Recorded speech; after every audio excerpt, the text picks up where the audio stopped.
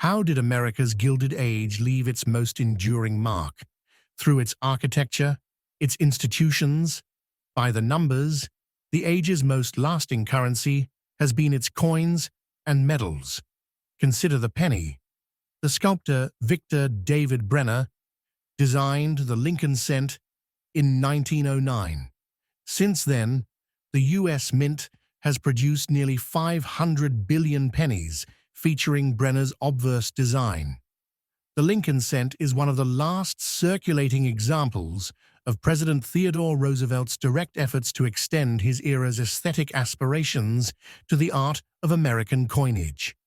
Sculptors, led by Augustus St. Gaudens, applied the lessons of the Beaux-Arts to the beautification of American currency, with stylized forms and deep reliefs modeled through classical training.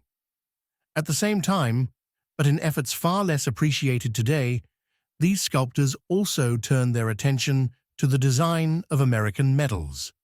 Medallic art has a lineage that goes back to the portrait medals of the Italian Renaissance. In the 15th century, Pisanello inaugurated the tradition of European medals by casting over 24 of his designs, drawing influence from Roman and Etruscan bas-relief portraiture.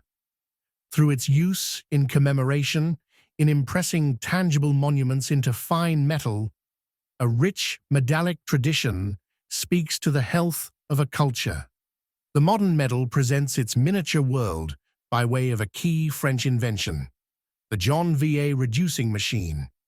Patented by the French engraver Victor Janvier in 1899, this pantograph lathe can scan a much larger sculptural prototype and reduce its forms with astonishing accuracy onto a steel die, which is then used to strike a coin or medal.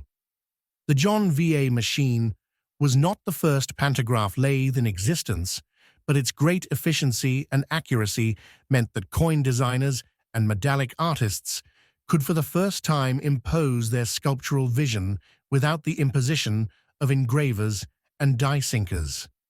The first Janvier came to America not through the U.S. Mint, but rather through a private New York firm that went on to play a central role in 20th century medal production, the Medallic Art Company.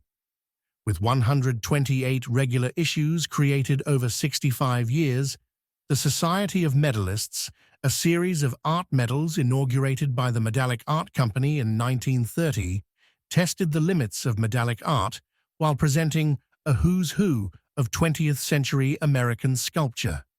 The series reflected the concerns, manners, and mores of American society in miniature.